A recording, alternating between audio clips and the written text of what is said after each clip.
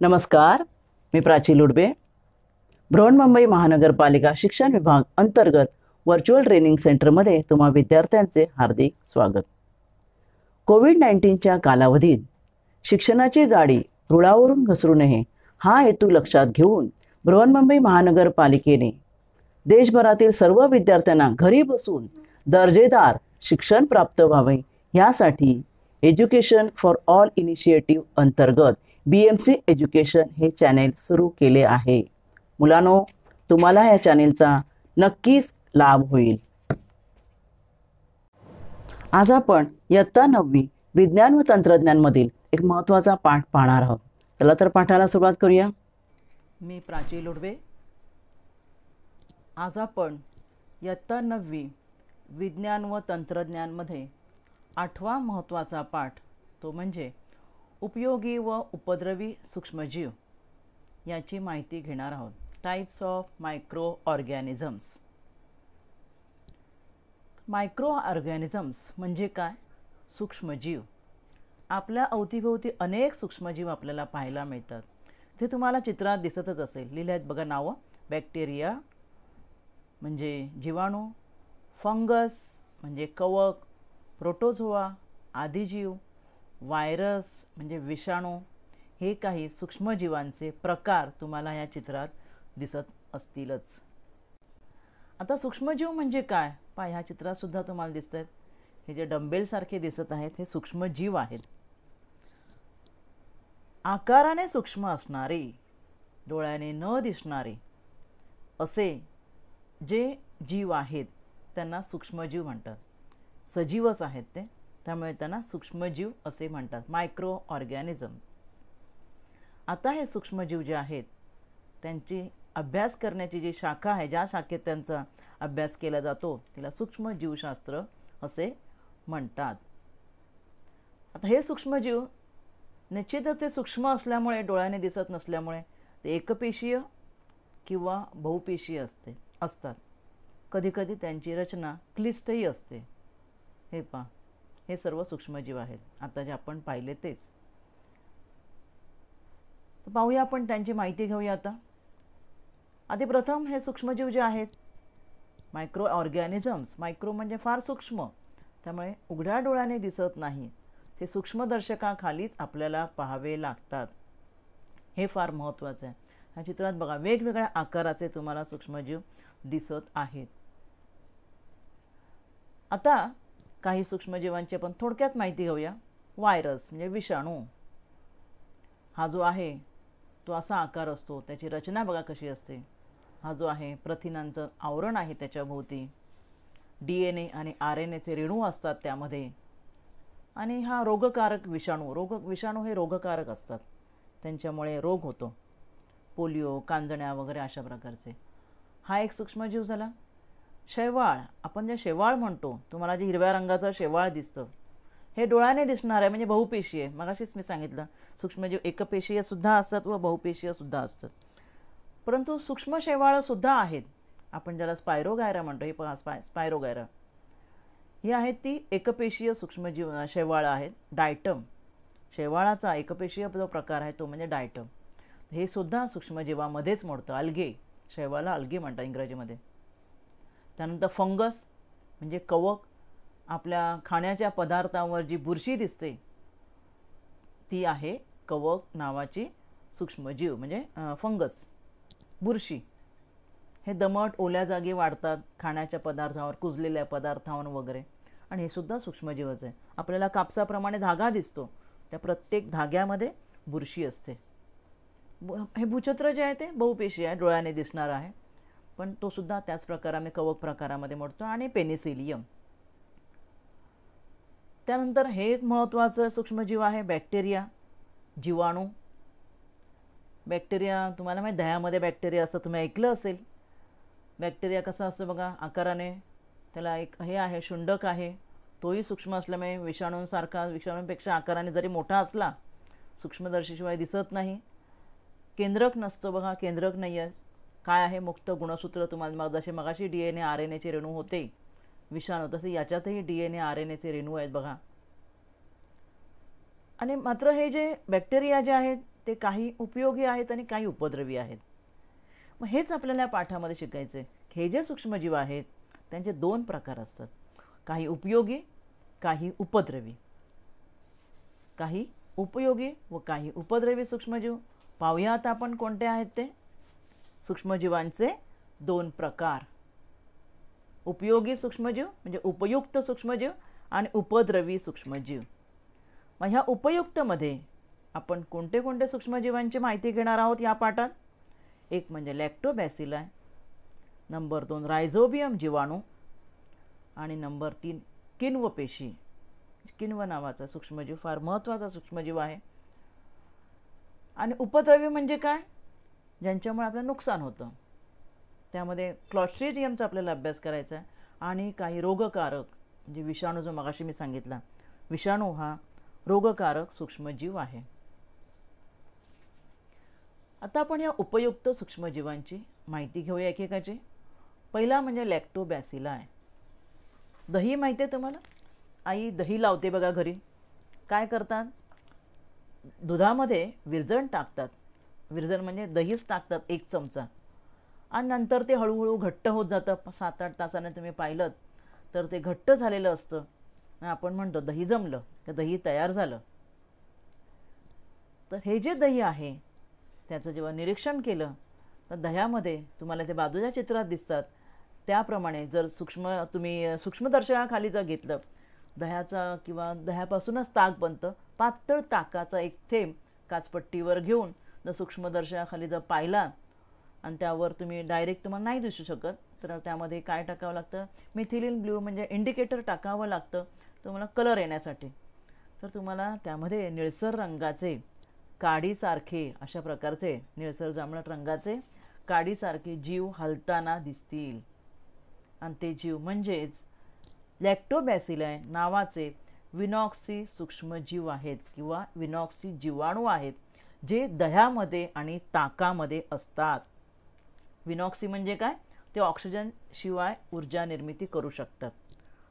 ऊर्जा निर्मिती करण्यासाठी जसं आपल्या शरीरामध्ये ऑक्सिजन लागतो ना, तर विनॉक्सी म्हणजे त्यांना ऑक्सिजनची गरज नाही. अशा प्रकारे दुधाचं दही होतं ही चांगली क्रिया आहे का, कारण त्यामध्ये जे सूक्ष्मजीव आहे ते चांगल्या प्रकारचे सूक्ष्मजीव आहेत, म्हणजे हा उपयोगी सूक्ष्मजीव झाला. तर अशा प्रकारे हा लॅक्टोबॅसिलाई, मग असं चित्र तुम्ही पाहिलं सूक्ष्मदर्शकाखाली त्यांची रचना तुम्हाला अशी दिसेल. निळ्या रंगाचे लॅक्टोबॅसिलाई जीवाणू जे आहेत त्यांचा आकार असा आयताकृती असतो, चपटा, चित्रात तुम्हाला दिसतोय त्याप्रमाणे. आत्ताच मी सांगितल्याप्रमाणे ते विनॉक्सी सूक्ष्मजीव आहेत, कारण विदाऊट ऑक्सिजन ते ऊर्जा निर्मिती करू शकतात.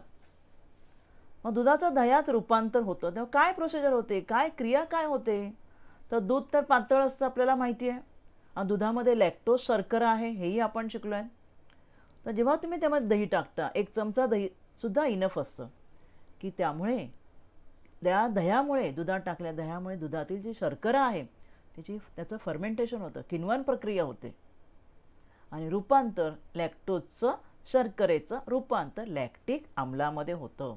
आता लॅक्टिक आम्ल म्हणजे ॲसिड झालं नाही का, ॲसिड म्हणजे त्याचा pH कमी असणार. आपण मागील पाठामध्ये तुम्हाला शिकलो, आपण आठवत असेल, उदासीन पदार्थ म्हणजे पाण्याचा pH 7 आहे आणि 7च्या वरती जे आम्लारीचे pH असतो, 7च्या वरती 14 पर्यंत आणि 7च्या खाली 1 पर्यंत आम्लाचा pH असतो.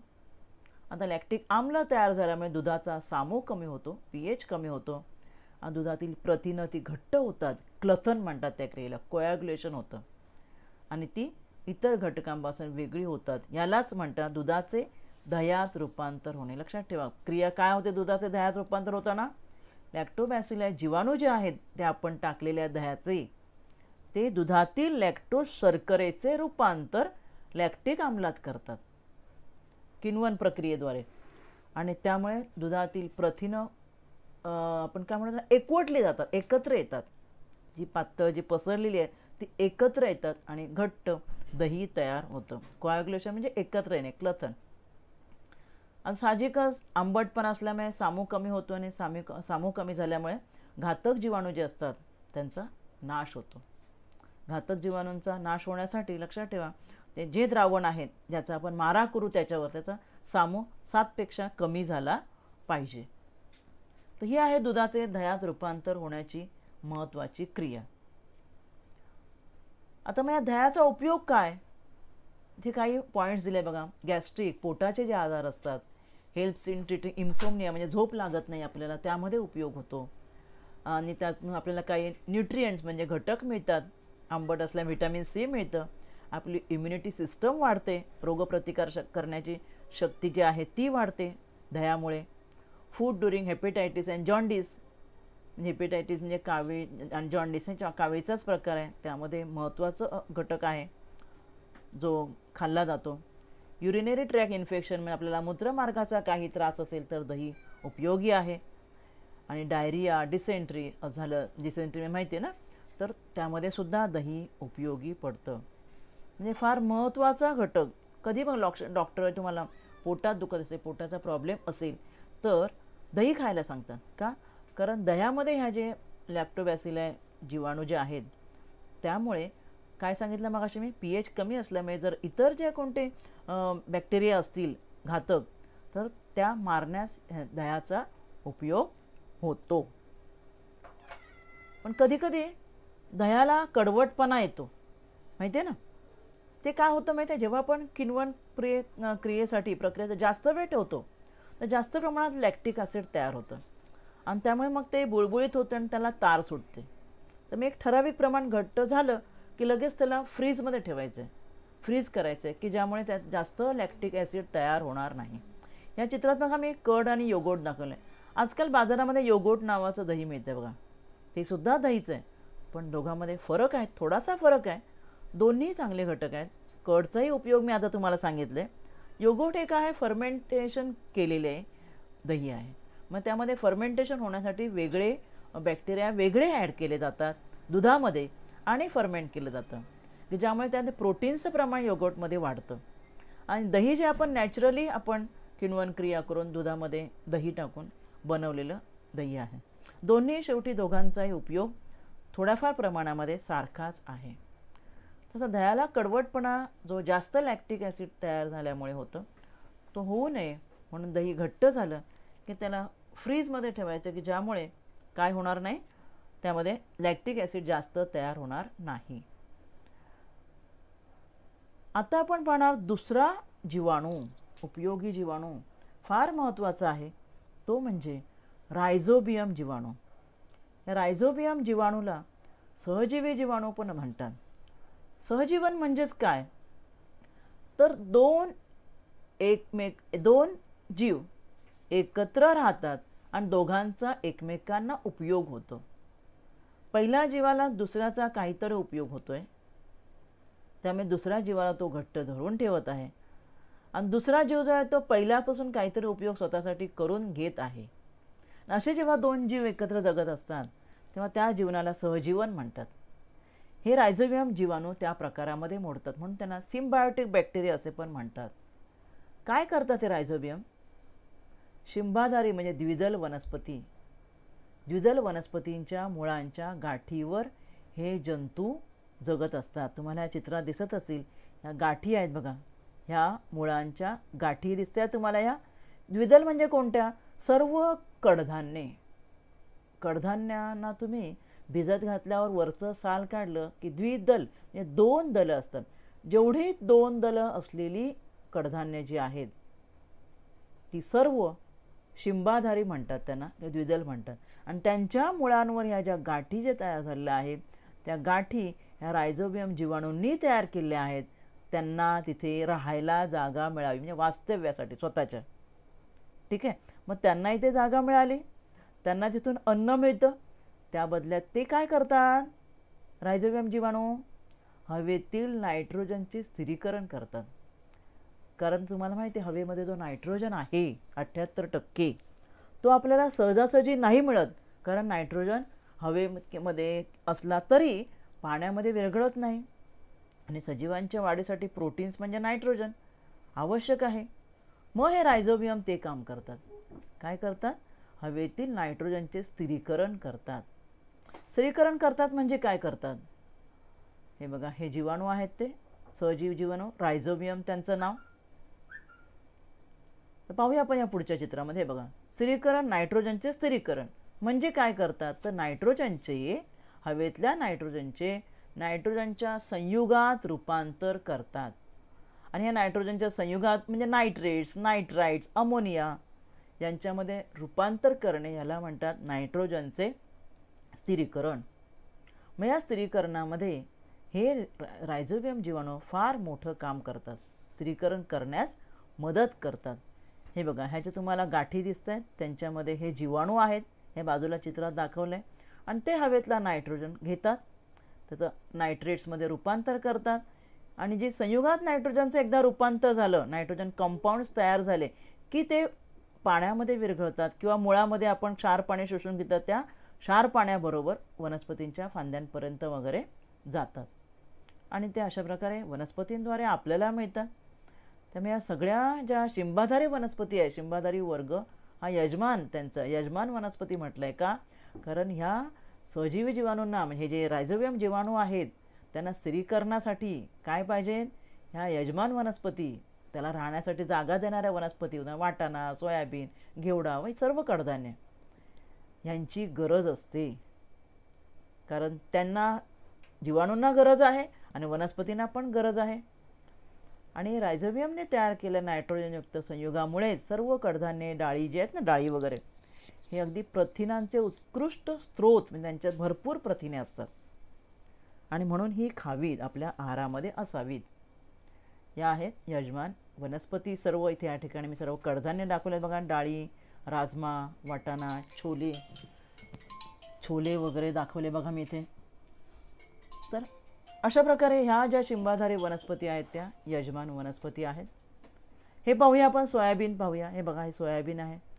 सोयाबीनच्या मुळावर कशा गाठींची तर निर्मिती कशी होते, या आहे सोयाबीनच्या मुळावरील गाठी. बघा, सोयाबीन हे तुम्हाला दिसतं, लेग्युमिनस प्लांट, इंग्लिशमध्ये लेग्युमिनस प्लांट म्हणा, लेग्युमिनस प्लांट्सवर ज्या गाठी आहेत आणि ह्या गाठींच्या आतमध्ये मुळं आहेत. मुळाचा हा एक काप आहे आणि ह्या मुळाच्या कापामध्ये हे कशा प्रकारे रायझोबियम जीवाणू शिरलेले आहेत ते पहा. मग हे रायझोबियम जीवाणू कसे शिरतात किंवा गाठी कशा निर्माण होतात पहा या चित्रामध्ये. सोयाबीनमध्ये चित्रात दाखवल्याप्रमाणे हे रायझोबियम जीवाणू कसे प्रवेश करण्याचा प्रयत्न करतात ह्या चित्रात पाहूया. हे एका मुळाचा एक काय आहे, आडवा छेद आहे. हां, आता हे मुळाचं तुम्हाला माहिती आहे, मूलरोम माहिती आहे ना, हे मूलरोम आहे.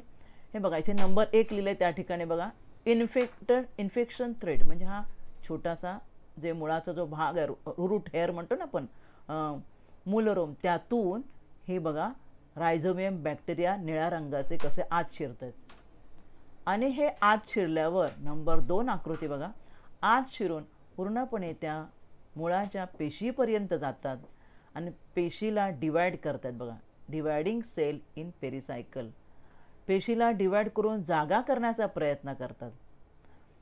पुढच्या नंबर 3 मध्ये बघा, अशा प्रकारे त्यांनी जागा केली, पेशी, इथल्या पेशींना डिवाइड केलं, मुळाच्या पेशींना, आणि ते स्वतः जागा निर्माण केली. बघा, बॅक्टेरॉइड्स तयार झाले छोटे छोटे. आणि इथे हळूहळू इथे बघा रूट नोड्यूल म्हणजे काय तयार होते, गाठ बाहेर येण्यास सुरुवात होते आहे. आणि 4 नंबरमध्ये बघा, ही पूर्ण गाठ बाहेर आलेली आहे, या पेशी विभागल्या गेलेल्या आहेत त्या मुळाच्या, आणि हे रायझोबियम जीवाणूने इथे स्वतःचं स्थान तयार केलं. ह्या वॅस्क्युलर टिश्यू म्हणजे पेशी, उती आहेत या वनस्पतीच्या. अशा प्रकारे ते स्वतःचं स्थान त्या ठिकाणी या गाठीमध्ये निर्माण करतात आणि त्यांना जे त्यांना जे घटक हवे आहेत ते त्यांना त्या वनस्पतींकडून मिळतात. वनस्पतींकडून कोणाला घटक मिळतात, ह्या ज्या रायझोबियम जीवाणू आहेत त्यांना मिळतात. आणि ते काय करतात, आपल्यासाठी नायट्रोजनचं स्थिरीकरण करतात. अशा प्रकारे रायझोबियमची जी भूमिका जी आहे स्थिरीकरणामध्ये फार महत्त्वाची आहे. आजकाल काय करतात शेतकरी, की सर्व कडधान्यांचं पीक काढून झालं की त्यांची जी मुळं जी आहेत ना ती तोडून आणि रोपट्याचे काही भाग मातीत मिसळतात, म्हणजे त्यातले जे जीवाणू जे असेल ते मातीला खत म्हणून मिळतील, जीवाणू कायम राखतील. रासायनिक खताचा त्यामुळे वापर कमी झालेला आहे, तर रासायनिक खताचे दुष्परिणाम त्यामुळे टाळता येतात. खतासाठी खर्च कमी झाल्यामुळे शेतकऱ्यांना सुद्धा या रायझोबियम जीवाणूंचा फायदा होत आहे. तरीसुद्धा काही ठिकाणी काय केलं जातं, हल्ली लागवड करण्यापूर्वी, कारण समजा आता हे जे शिंबाधारी वनस्पतींमध्ये नॅचरली रायझोबियम जीवाणू जात आहेत ना, परंतु इतर वनस्पती म्हणा ना, तृणधान्य जे एकदल आहेत त्यांनासुद्धा प्रोटीन्स मिळाले, त्यांच्यातही प्रोटीन्स गेले पाहिजे. म्हणून लागवड करण्यापूर्वीच काय करतात, रायझोबियायुक्त द्रव किंवा पावडर, इथे जे दाखवलं आहे बघा, बॉटलमध्ये द्रव असतो आणि पावडर जे आहे ती बियाणांना लावतात. कळलं की नाही? त्यामुळे लावल्यामुळे हे जीवाणू ते रोपट्यात प्रवेश करतात. याला म्हणतात रायझोबियम लसीकरण, इंजेक्शन देणे असा एक प्रकारे. हे बघा चित्रात दाखवलं आहे बघा, रायझोबियम मुळाची नॉर्मल वाढ अशी होईल जे वरच्या चित्रात दाखवले ते.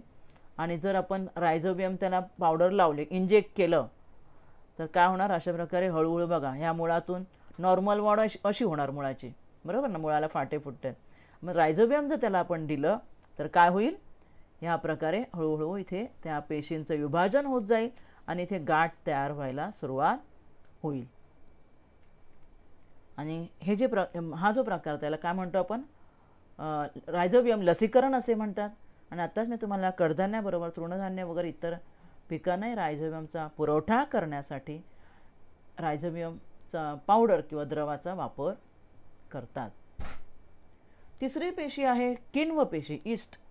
ईस्ट सर्वांनाच माहिती आहे, आपण पाव करतो ना, पाव असतो की नाही, पाव का फुगतो, पाव किंवा आपलं जे केक वगैरे जे आहेत, ह्या ईस्ट पेशी ज्या आहेत त्यांचं काम आहे पाव तयार करण्याचं, पाव फुगवण्याचं. कारण ईस्ट पेशी ज्या आहेत ना त्या काय करतात, कार्बन डायऑक्साईड तयार करतात किण्वन क्रिया करताना. या ईस्ट पेशीचा आकार बघा कसा आहे, याचं तुम्हाला बर्डसारखं दिसते की नाही, कळी कशी असते, हा ईस्ट पेशी आहे आणि त्याच्यावर प्रत्येकाच्या वर असं गोल तुम्हाला कळी दिसते. ती कळी म्हणजे काय, नवीन तयार होणारा ईस्ट आहे. नवीन तयार होताना ईस्ट तयार होतानाचं केंद्रक हे बघा, हे हा कसा आहे माहिती आहे का, दृश्य केंद्रकी पेशी आहे. म्हणजे याच्यामध्ये आवरणयुक्त, ईस्टमध्ये काय असतात, आवरणयुक्त अंगके असतात. न्यूक्लियस आहे बघा, सेल वॉल आहे, पेशी भित्ते काय, सायटोप्लाझम पेशी द्रव आहे, आणि हा बड म्हणजे ही कळी, कलिका, की ज्यापासून नवीन तयार होणार आहे. बघा इथे मग खाच वाढत जाते, हे घटक पण विभागले गेलेत बघा नवीनमध्ये, बरोबर ना. हे दृश्य केंद्रकी पेशी आहे. ईस्टचे अनेक प्रकार आहेत, जो 1,500 प्रजाती आहेत ईस्टच्या. हे बघा त्याचं प्रजनन ईस्टचं अलैंगिक पद्धतीने अशा प्रकारे होतं. आता आपण जी दाखवली त्यामध्ये एक कळी तयार झाली की कळीमध्ये हळूहळू केंद्रक, पेशीद्रव्य, केंद्रकाचे 2 भाग होऊन पेशीद्रव्य वगैरे जाऊन ती कळी वेगळी वाढायला लागते, बरोबर. ती पुन्हा मोठी झाली की तिला एक कळी फुटणार. अशा प्रकारे एका चार किण्व पेशीपासून किती किण्व पेशी तयार झाल्या आपण चित्रामध्ये पाहू शकता. हां, आता ह्या ईस्ट पेशी काय करतात, स्वतःचं पोषण करताना द्रावणातील, ज्या द्रावणामध्ये त्या समजा साखर तुम्ही टाकलेली आहे, साखरेचं द्रावण आहे जे काय असेल, त्यातील कार्बोदकाचं रूपांतर अल्कोहोल आणि कार्बन डायऑक्साईडमध्ये करतात. अल्कोहोल आणि कार्बन डायऑक्साईड, म्हणजे अल्कोहोल तयार होतं, कार्बन डायऑक्साईड तयार होतो आणि त्यामुळे आपला पदार्थ फुगतो. कार्बन डायऑक्साईड गॅस आहे आणि या क्रियेला फर्मेंटेशन असे म्हणतात. मग या फर्मेंटेशन क्रियेने म्हणजे किण्व म्हणजे ईस्ट पेशीचा उपयोग करून पाव कसा तयार होत असेल, पाव हा तयार करण्यासाठी ईस्टचा वापर करतात. आणि मैद्याचा असतो पाव, त्यामुळे पीठ हे मैदा, ईस्ट जे आवश्यक आहे, मीठ आणि पाणी हे घटक घेऊन त्याला हीट केलं की हा पाव तयार झाला. पाहूया आपण त्याच्या स्टेप्स बघूया काही. तर हे चारही घटक मिक्स केल्यावर त्याचा एक गोळा आपण पीठ मिळतो की नाही, त्याचा मऊसर गोळा बनवला जातो. या दुसऱ्या चित्रात मी फुगलेला पावाचा आकार दाखवला आहे. हा का फुगतो, ईस्ट पेशीमुळे. ईस्ट जे ॲड केलेलं आहे आपण त्यामुळे त्याचं फर्मेंटेशन होतं, किण्वन होतं. कार्बन डायऑक्साईड गॅस तयार होतो आतमध्ये की जो पावाला फुगवतो. ठीक आहे, तर ह्या आपण काही स्टेप्स बघूया. पूर्ण त्याचा गोळा मळला की त्याला जसा तुम्हाला पाव पाहिजे त्याप्रमाणे डव म्हणजेच काय, गोळा, पिठाचा गोळा शेप दिला जातो मशीनमध्ये. शेप दिल्यानंतर त्याला दुसऱ्या हिटिंग जे मशीन असते ज्यामध्ये त्याला आता गरम किंवा आपण काय म्हणा बेक करायचं, त्याला फुगवायचं आहे, तर त्यामध्ये जवळजवळ 230 डिग्री सेंटीग्रेडला 22 मिनटं ठेवलं जातं की ज्यामुळे पावाचा अशा प्रकारे लगदा तयार होतो फुगलेला. हा का फुगलेला आहे, ईस्ट घातल्यामुळे फुगलेला आहे. आणि नंतर त्याचे स्लाइस करून पॅकिंग करून त्याचं ट्रान्सपोर्ट केलं जातं. अशा प्रकारे किण्वन क्रियेने पाव बनवला जातो. अल्कोहोल उत्पादन, अल्कोहोलसुद्धा किण्वन, अल्कोहोल तयार होताना अल्कोहोल म्हणतो ना आपण इथेनॉल, हे सुद्धा फर्मेंटेशन होतं. तुम्हाला माहिती आहे साखर तयार करतात साखर कारखान्यामध्ये. मग साखर कारखान्यामध्ये साखर काढून झाली की जी ऊसाची जी मळी निघते ना, ही ऊसाची मळी आहे. तर ही जी मळी आहे त्या मळीपासून काय तयार करतात, त्यामध्ये भरपूर कार्बोदके असतात. त्यामुळे त्यापासून सॅक्रोमायसिस विरघळून मिक्स करून सॅक्रोमायसिस नावाचं किण्व मिसळून त्यापासून इथाइल अल्कोहोल तयार करतात. या चित्रात तुम्हाला दिसत असेल बघा, इथे ही त्याची मळी आहे ऊसाची आणि इथे ही साखर तयार होते बघा. हा जो ॲरो तुम्हाला दिसतो इथून साखर तयार होते. आणि ही जी मळी जी आहे ऊसाची त्यापासून इथे बघा त्यामध्ये हे जे किण्व जे आहे इस्ट जे आहे कुठलं सॅक्रोमायसिस, 1,500 वेगवेगळ्या प्रकारचे इस्ट पेशी आहेत लक्षात ठेवा. तर सॅक्रोमायसिस नावाचं इस्ट ॲड करून अल्कोहोल तयार केलं जातं आणि त्यामध्ये कार्बन डायऑक्साईडसुद्धा तयार होतो. हे दुसरं चित्र आहे. यामध्ये अल्कोहोल तयार करण्यासाठी इतरही पदार्थ वापरले जातात. कॉर्न म्हणजे मक्यापासून सुद्धा तयार केलं जातं. तर मक्यापासून तयार करताना बघा एक प्रोसेस दाखवले बघा. ग्राइंड टू मिल्क, पहिले ते ग्राइंड केला जातो मका. लिक्विफेक्शन, ॲड वॉटर, शिजवला जातो, ॲड वॉटर टू कुक. मग सॅक्रिफिकेशन, सॅक्रोमायसिस किण्व ॲड केलं जातं. Break down starch to sugar आणि नंतर fermentation, break down sugar to ethanol. इथे इथेनॉल तयार झालं बरोबर.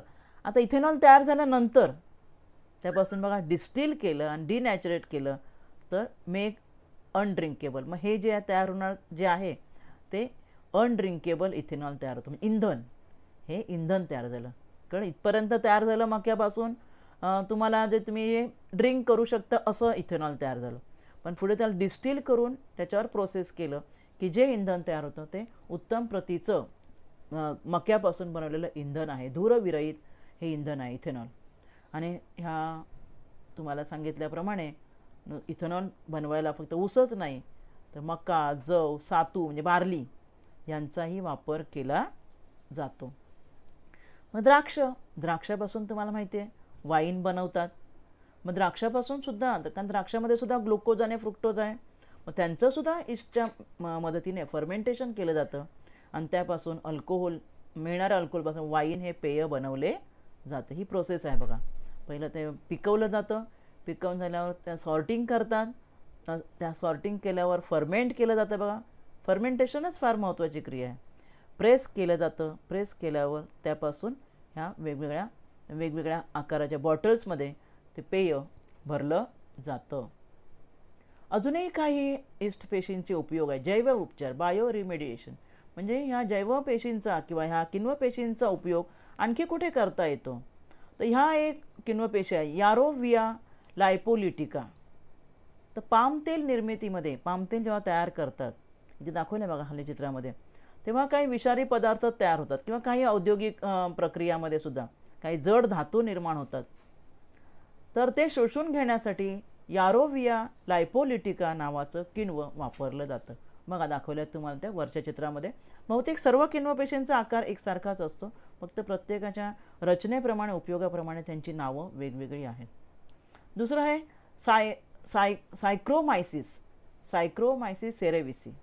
सायक्रोमायसिस सेरेविसी हे हवा प्रदूषकाचं, आर्सेनिक नावाचं, जे आर्सेनिक तुम्ही ऐकलं असेल, तर अशा हवा प्रदूषकाचं शोषण करण्याचं काम करतं. हे आहे सायक्रोमायसिस सेरेविसी नावाचं किण्व. तिसरं आहे हे जे किण्व आहे अल्कॅनिवोरॅक्स. अल्कॅनिवोरॅक्स नावाचं जे किण्व आहे समुद्रातील तेल गळती स्वच्छ करण्यासाठी उपयोगी होतं. कधी कधी तेलामध्ये तेल गळती समुद्रामध्ये होते बघा. कारण हे जे मग ह्या वेळेला तेल काढायचं कसं, तर हे जे आहेत ना जीवाणू अल्कॅनिवोरॅक्स, ह्यांचं खाद्य आहे तेल. त्यांचं खाद्य काय आहे, तेल आहे. ह्यांचं पोषण तेलावर होतं. मग हे जीवाणू त्या ठिकाणी सोडले जातात त्या पाण्यामध्ये आणि ते मग हे जे समजा बाजूच्या चित्रामध्ये बघा ऑइल ड्रॉपलेट्स दाखवले आहे, पाण्याचा थेंब. मग हे जीवाणू त्याच्या भोवती वाढतात आणि तेलाचं शोषण करतात. म्हणजे समुद्रातील तेल गळती जर कमी करायची असेल तर अशा प्रकारे ह्या जीवाणूंचा उपयोग केला जातो. अशा प्रकारे ह्या भागात आज आपण उपयुक्त सूक्ष्मजीवांची माहिती घेतलेली आहे. आज आपण या भागात इथेच थांबूया. माझा व्हिडिओ आवडला असेल तर लाईक करा, शेअर करा आणि BMC एज्युकेशन चॅनेलला सबस्क्राईब करा. तसेच बेल आयकॉन प्रेस करा, ज्यामुळे नवीन व्हिडिओचे तुम्हाला नोटिफिकेशन्स मिळतील. मुलांनो, घरी राहा व सुरक्षित राहा. धन्यवाद.